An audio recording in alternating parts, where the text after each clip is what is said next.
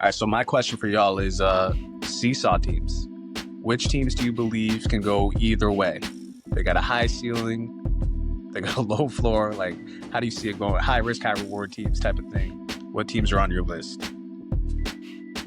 I'll quickly go. I think that the Dallas Cowboys could be one of those teams. I know we don't like to talk about the Cowboys all that much, but they're one of those teams to me that could be like a 10-win team because Dak and the offense are moving well. Micah comes back. He's energized. He makes the defense kind of go. Obviously, maybe Jaden Blue. I think I like Jaden Blue actually as a back. Kind of a Texas guy, obviously, but like, so I think like the Cowboys could be an interesting team that gets 10 or 11 wins, but they also could be a dumpster fire that gets 5 wins, 4 wins. I kind of want them to get the number 1 overall pick because I think that hoopla would be insane. Oh my God. And let Arch come out. But like, let Arch come out, number 1 overall pick, $60 million Dak, $45 million Mike, or 42, huge pay CD. And you're like, we need to find someone to take him, or they're going to be like, you know what, we'll draft an offensive lineman, number 1 overall. We'll be fine. Stephen A. Smith would be unbearable. Oh my God. Let them be the worst team in the league. Oh my Lord. Life would be hilarious. So I actually am kind of hoping on for the Cowboys. I want to see that. If we get a Manning on the Cowboys, it's going to be worse than LeBron on the Lakers with the coverage. God. It would be like LeBron going to the Cowboys. Skip Bayless would be insufferable. Skip Bayless would. Skip would come back to TV. You would see Skip be like, my point. Hey, Stephen A., can I get back on First Take? Like, can I get back? Golly, FS1's had some outage, had some people cut. Like, hey, can we get back there? We'll figure it out. Golly. But yeah, the Cowboys are my team. I think they could be anything from the worst team in the league, honestly, because when it goes bad for the Cowboys, it truly goes bad. But I also could see them being a wild card team. So I think they really could be a seesaw to me. Yeah. I'm going to give you one. It kind of feels kind of a little wrong to pick them, but I could just see them being bad. So San Francisco 49ers, and my reasoning behind that is, and I hate to say it, but is injuries. Like the CMC, Juwan Jennings, like Ricky Pearsall, obviously Brandon Ayuk's going to be on the pup. Like I think if they're all healthy, I think if they're all healthy, like I think it's a 12-13 win team. Like I wouldn't be surprised if they gear up for another deep playoff run. But if CMC goes down again, then like I think automatically that kind of already kind of dooms your offense at that point in time, because like you have Ricky Pearsall, like who's relatively unproven. Juwan Jennings is good, but like we've never really seen him in this capacity as a top 2 receiver. Obviously, Brandon Ayuk, you don't know what you're getting post-injury once he comes back from the pup. Like George Kittle's there, but like with injuries, like I feel like it could go from a 12-5 season to a 6-win season. Mm-hmm. Like things just really go downhill and it really gets bad. Or it could be really good. San Fran from 2 years ago. Like I wouldn't be surprised if they're in the divisional round and they're a 12-win team. Yep. True that. That was actually going to be my team. I was going to take the 49ers. I agree with everything that Brandon just said. There's definitely a handful of teams that fit in this tier. Like, I think you could get this tier all the way up to like 10 or 11 teams. That could really go either way. Mm-hmm. Most definitely.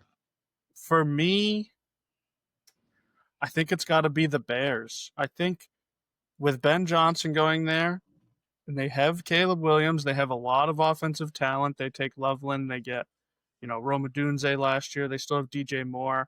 Not a fan of the running back room there, but everywhere else on that team, I'm liking it. I love that right after Johnson gets there, they immediately fix offensive line issues, or at least they take some shots on offensive linemen that are better than what they had. And the defense was already pretty good last year. So I think this team could be, at best, like a 12-win team. I think most people are going to predict them to be around a 9-10 win team, but I could see it going bad again, maybe Ben Johnson isn't a good head coach. Maybe he's just a good offensive coordinator. And maybe we see similar mistakes from Caleb like we saw last year. Not all of that was on Eberflus. There was definitely a good amount that was on Caleb's shoulders last year. So I think that team is the most hit or miss this year. And I think most people are picking them to hit.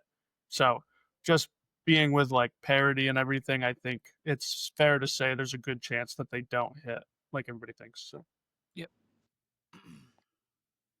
Tim, that was my team as well. I kind of outlined it already earlier with the Vikings and the Rams. Like those are two teams in general who I think could go either way.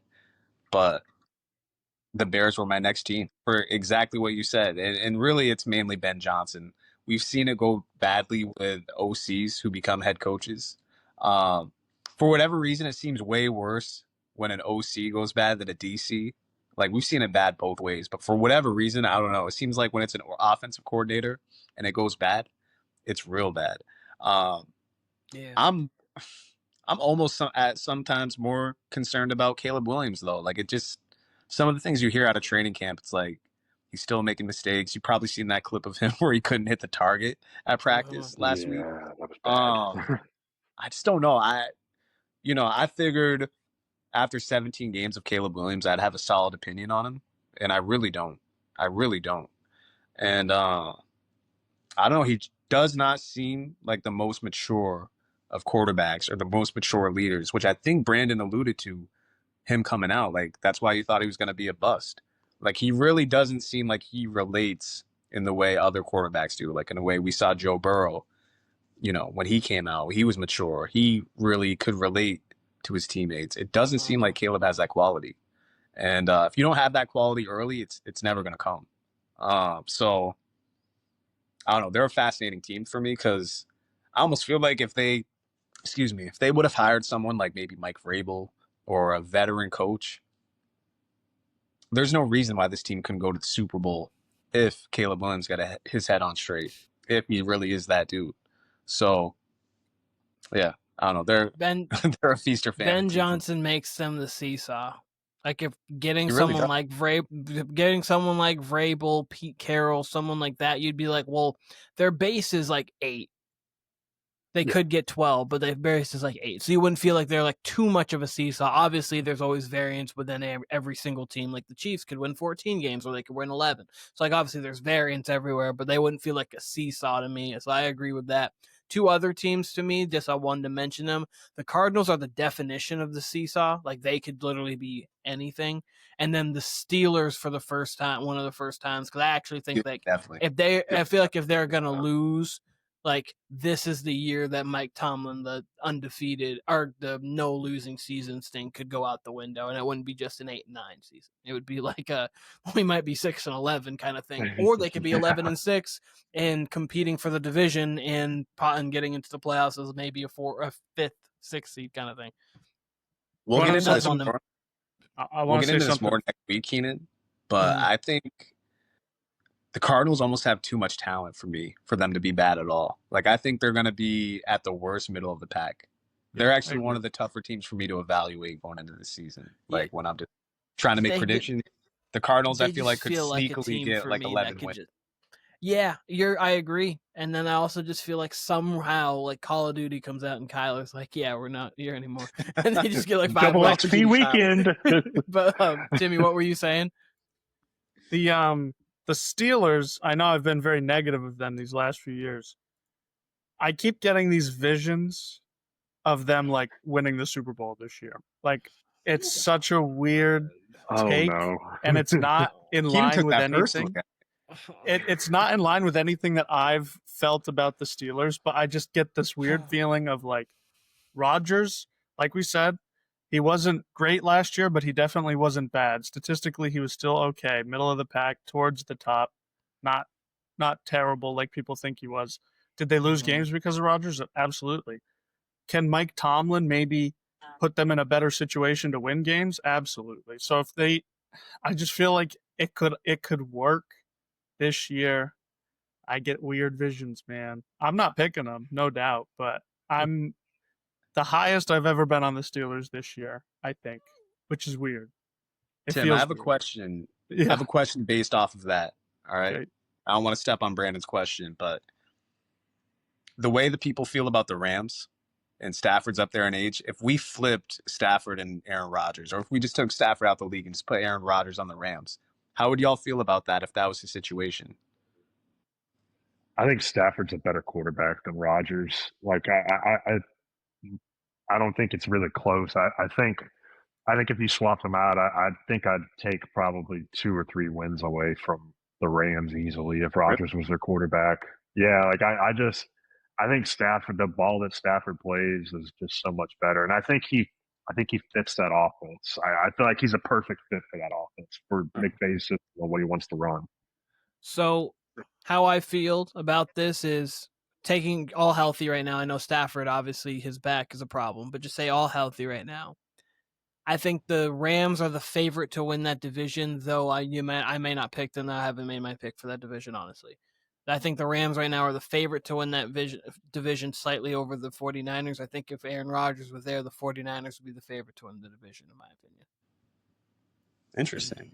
I just feel like from what I've heard, like the discourse over the season, because I think a lot of people feel how we feel about the Steelers. Like it's either going to go all the way great or it's going to go all the way bad, right? Definition of a seesaw team.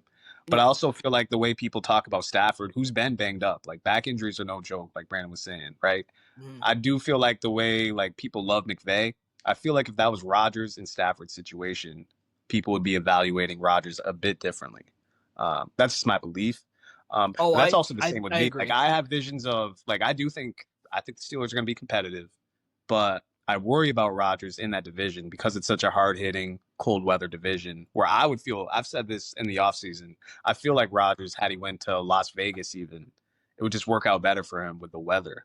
So I think my opinion even would change over. Like I feel like that would be a more suitable situation, Rodgers and McVay's offense. Could you imagine if you went to like Atlanta? I mean, obviously they weren't going to go there, but like Michael Penix, you're in the South, you're playing in the domes most of the time, kind of like when Brady went to Tampa. You would feel much more confident than, week 13, you're going to go see Cincy, then you're going to go see Myles Garrett, and then you're going to go see TJ Watt. It's one of the not TJ Watt, my bad. You're going to go see the Ravens. It's just one of those things where it's like, goodness gracious. And obviously, he played in Lambeau. It's not like he can't play in the cold or anything. He's been one of the best cold weather quarterbacks. It's just like, Tom Brady was the best cold weather quarterback, and even he was like at this point at 41, let me just get back down to Florida. Let me go to retirement. South. Let me get down there and play in the dome. that controlled temp. let me get enough of that controlled temp if I can.